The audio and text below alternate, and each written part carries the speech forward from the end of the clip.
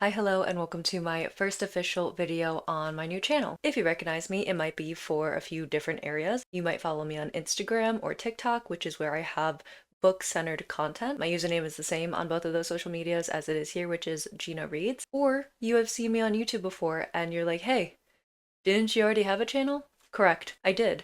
And it was named Gina Reads. But then I ended up shifting over into movie and TV show commentary on that channel, and that's where a mass majority of my audience over there came from. So I ended up giving that channel solely to movie and TV show reactions, and I made a whole new one specifically for book-centered content and also writing updates and writing vlogs. So we're starting from the ground up with this channel, and I'm actually really excited. I think there's something really fun about creating a new area, a new space, and building a new community, and perhaps people from my other content coming over and joining us here as well. That's all so exciting to me, and it feels like such a relief to have these two separate spaces now because I was constantly fighting with this whole, oh, I started this channel making book and writing content. I haven't done that in a while. But oh, I really enjoy the movie and TV show stuff and they really enjoy it. It was torture. But after speaking to someone, I hate to say it, online because the internet lives forever, but essentially by talking to him, this little voice that was in the back of my head that I've been pushing away, telling to shut up, was just, the volume was turned so loud I couldn't ignore it anymore, and I decided, you know what? I've been thinking about separating the two and wanting separate spaces. Now I have someone else telling me that it might be a good idea, or probably is a good idea. Let's just fucking do it. So we're doing it. For my first video on here, I thought I would do a video going over all of the books I have given 5 stars. Spoiler alert, is not a lot. I think it's 7, and 2 of them are fan fictions. So like I said, we're gonna go over all the books I have given 5 stars to, not 7. We do not do a 7-star grading format here. And I'm going to tell you why I gave them 5 stars, because they all really got it for different reasons. Draco Malfoy and the Mortifying Ordeal of Being in Love. As you can see, I have this fun little bind. Quick disclaimer, it is illegal to buy fan fiction. Any fan fiction that you see in the back on my bookshelf or that I show you, it was all bound by a binder who very kindly gifted it to me. There was no exchange of money. Anyways, Draco Malfoy and the Mortifying Ordeal of Being in Love. This was one of the first fan fictions that I read, and I say regarding this fan fiction that it was the perfect story that found me at the perfect time. I think the first fan fiction I ever read was Love in a Time of the Zombie Apocalypse, and then I believe I either went into The Auction or Manacled. Either way, it wasn't a fun and fresh time, it wasn't silly goofy, and then I picked up DMATMOOBIL, and this was a silly, goofy, fun and fresh time. And really what this story is, and I believe these are the author's words, is putting these two in just ridiculous situations and letting it play out. And boy, were some of them ridiculous. Nuns, skulls, cat. Yes, Crookshanks is in this story. I don't think that this story is for everyone. There is a plot that it follows, there is a conflict, there is a resolution, but like I said, it's really just focused on these two characters. You see some other ones, but it really has nothing to do with anyone else. You're solely focused on Hermione and Draco. It is a slow burn, and I mean slow, slow, slow burn. I don't think they boink until maybe this point. And it was great, and it was worth it. Thank you. If you have been looking for a fanfiction that has a yearning, might I suggest DMATMOOBIL? This is also wonderfully written. Her writing is just, ooh, it tickles my brain. I think some of the authors that she said inspired her in her writing with this book specifically were Jane Austen, Charles Dickens, so it definitely is a bit of the more classic writing, but also mixed with the modern prose that we like and storytelling. This book ended up getting 5 stars from me because it made me laugh so much, and it isn't short by any means, and I binged it. And granted, I was in my fanfiction phase, and at that time I think I read Manacled also in 48 hours. I was insane, but it had such a chokehold on me. It made me laugh out loud. I had a great time with it. I still love it to this day, and that is what tells me I made the right choice in giving this 5 stars. All the young dudes. This thick bitch is All the Young Dudes, which is not Hermione. This is actually a Marauders era fanfiction, and it was the first ever non-Hermione fanfiction that I have read, and I believe the only Marauders fanfiction I have read. As someone who was so deep in the Hermione phase, I was wary, to say the least, to go into the Marauders. 1, because it was something I was unfamiliar with, and 2, I heard these authors don't hold back and they do not know how to veer away from canon deaths, and I am here to confirm thus far They don't. That shit hurted. They do not hold back. But this was just so wonderful. I think the thing that I really loved about this, well, there were a lot, but the main thing was getting this expansion on these characters that you get very little of, because obviously the books and the movie are focused on the golden era, which is Hermione, Harry, Ron, all those people. Whereas the Marauders and this fanfiction focused on Sirius and Remus, even Peter and Lily and James. I need to tell you something. I didn't give a fuck about Lily and James before I read this fanfiction. And now I have watched one of the movies since reading this, and it hurt my feelings a lot. I think this author did a wonderful job writing a story that was close enough to canon where you believed it, while adding in some other things. It's alleged that Sirius and Remus are in love, and after reading this, I believe it. I believe it. They were in love. This story, though thick, moved rather quick. I'm a poet. Thank you. And I don't say moved quick in a bad way. I mean, a story this long, I think, how long is this? Let's get an actual number up in here. 500,000 words. That's a lot of words. And I am a little fearful when it comes to really thick fan fictions, because if the pacing isn't super well done, which we don't criticize fan fiction, but if objectively the pacing isn't great, you're gonna feel the length of it. I need to choose my words a little bit more carefully. Anyways, this is over 500,000 words, and it did not feel like it, and it was one of those stories where you almost wish near the end there was an extra 100,000 words. This was great. It made me cry. This is the first book that ever made me cry, and that alone earned this 5 stars. The Perks of Being a Wallflower. Now, I don't have my physical copy of this book, and it does anger me slightly, but then I remember who has it, and I calmed down. I first read this book when I was in high school. I was around the same age as Charlie, the main character, and I was going through and feeling a lot of the same things that Charlie is in this book. This was my favorite book in high school because it was the only book I probably read in high school that wasn't assigned to me, but I wasn't tracking or rating books back then. The reason it got 5 stars when I reread it about a year or two ago whenever we did the book exchange is because I still was able to emotionally connect and want to root for this main character who I was no longer in a relatable space with anymore. I wasn't around the same age. I wasn't going through the same things or feeling the same things. Thank God. This book is just so well done. It's a beautiful character study, and Charlie is just so flawed that it's charming.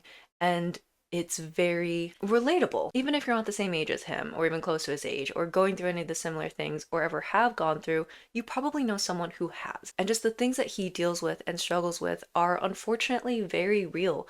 And I think that's something that's beautiful about that sort of literature. Don't get me wrong, I love my dragons, I love my fairies, the fae. But something about a book like this is really able to grab a hold of your emotions and just fuck with them, because it is such real world things and issues and emotions and feelings and just problems, these day-to-day things that this kid goes through. It just makes him so much more human. It humanizes him. This is how you lose the time war. This little thing I think most people look at, and if you're on Twitter, you automatically think Bigelous Dickulous. We're not going to get into that. What we are going to talk about, though, are the risks that the authors took when writing this book. I believe the authors are both poets, and they came together to write a sci-fi book. I think that's how this is classified, which is sometimes a little concerning. You're like, what do you mean these poets are going to write a book? They're going to write a book and it's going to confuse you, but you just need to trust the process, because I promise you the payoff, and once it clicks, it is so worth it. It's definitely one where it wasn't written to appeal to the mass market. This is one where I've seen a lot of people read the first 20 pages and be like, I don't know what's going on.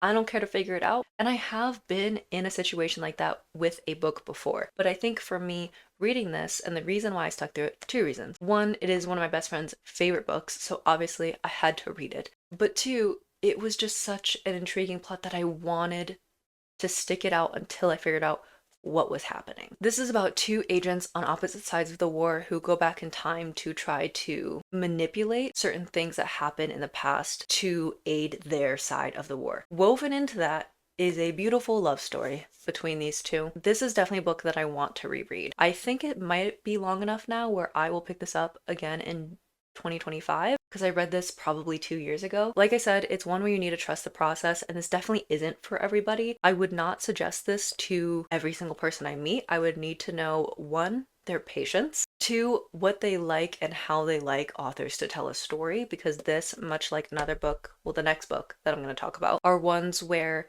I think if you prefer a very straightforward storytelling, the author's saying, here, this is what you need to see, this is what you think, this is what you need to feel, you probably won't like this book. And if you don't have the patience to see it through, you're also not going to like this because you're going to struggle bus for a bit. If you do push through, I promise it'll be worth it. The payoff is 100% worth it. The Empress of Salt and Fortune. Much like This Is How You Lose the Time War, this is a book where I think you're either going to love it or you're going to hate it, you're going to get it, or you're going to be like, what the fuck is going on? And I've looked through the 1-star reviews of this and This Is How You Lose the Time War, and a lot of people said, I just think I'm too dumb to understand it. And you know what? I appreciate the honesty. That is okay.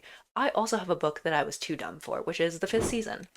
We all have that one. The Empress of Salt and Fortune is brilliant, and I don't see enough people talk about it, and it pisses me off. This is a fantasy book, and how I like to describe it to people is a story told within a story that will be reminiscent of the feeling of listening to your grandparents tell you stories about their childhood or just anything they've been through. If you want a book that is very empowering for women, that is brutal yet beautiful, and a book where the author describes things enough so you know what's going on, but not so much where you are told exactly what to see so you are able to use your imagination to kind of fill in blanks, this is the book for you. It is short as well, okay? It's not a big commitment. You got this, girl, or guys, or gays, whoever's. This is one where I've yet to find something that has been able to replicate the feeling of reading this and that has come close to this book. I have read some books that I obviously love. I have some more 5 stars, but none of them come close to this one. I think if you have been reading a lot of fantasy and you want a little palate cleanser that is still fantasy, but maybe just a little bit different from kind of what's been pushed out in the market right now, because let's be honest,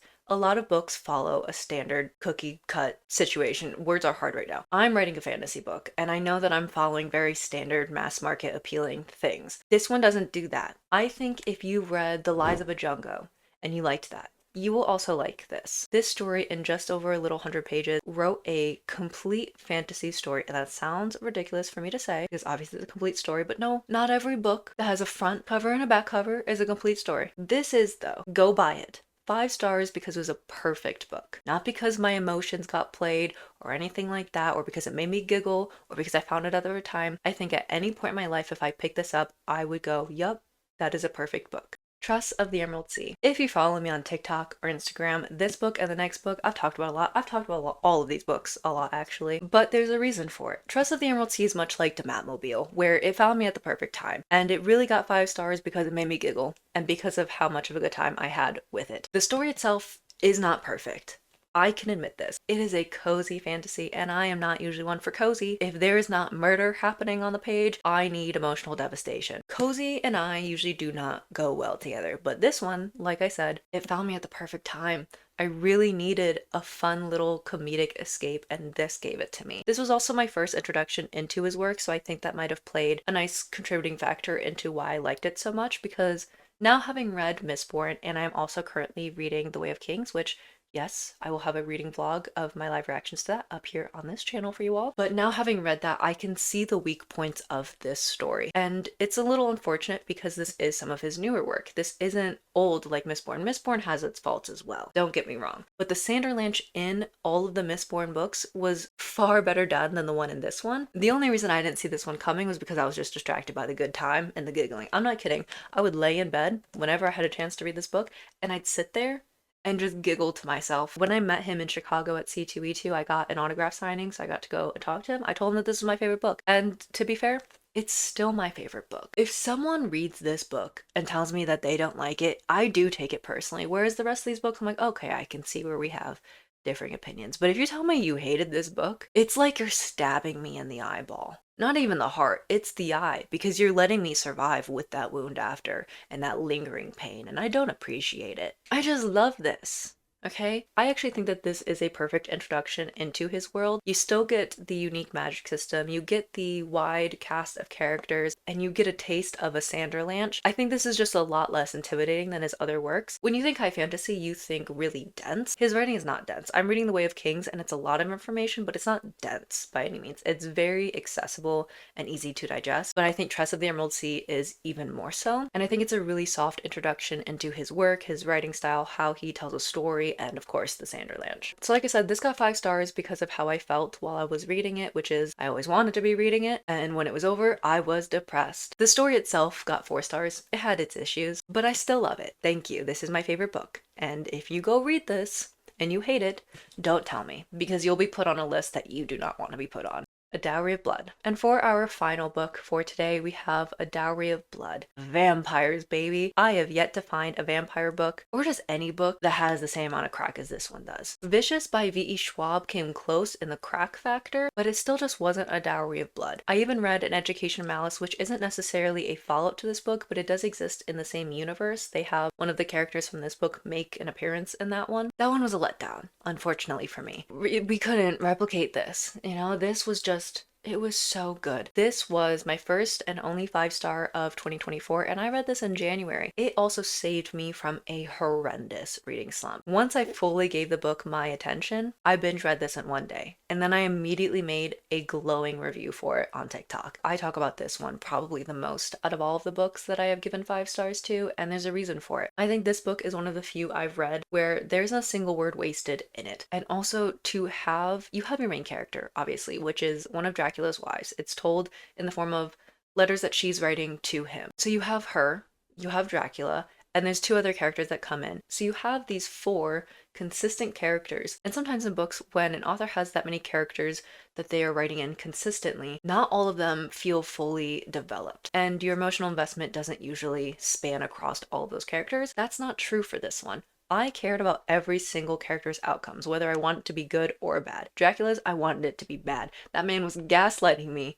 through someone else's point of view. That shit was wild to me. This author did a wonderful job of creating these characters and developing them enough to the point where you are emotionally invested in what their lives turn out to be. And the ending of this book, no notes. And I usually always have notes on the ending of a book. Usually if I have anything to say about the ending of a book, it's that it didn't feel like a good enough payoff for everything that I went through, or it felt like there were still things that weren't tied up and there were still loose ends, or it felt rushed, etc. The list goes on. This one, I was actively trying to find reasons to not give this 5 stars, and I couldn't. And that's not to say that there aren't any issues with it, but the pros so heavily outweighed that I just can't even think of any cons. I guess the only con is that it's just one book and I don't get any more. This is it. Alright, well those are all the books I have given 5 stars to. I'm very stingy with the 5-star handouts. But for me, how I view my 5 stars is that if someone went to my story graph and they saw all the books I gave 5 stars, that's me saying these books are books that I will always recommend to anyone. All of these books I would recommend to all of you. I can't promise that you'll love it as much as I did, but I can promise that you'll enjoy yourself and that they're well written. Anyways, I need to shut up. I've been talking for so long. Thank you for watching. If you enjoyed this video, go ahead and give it a like, subscribe, comment, share, and I will see you for my next video. Bye!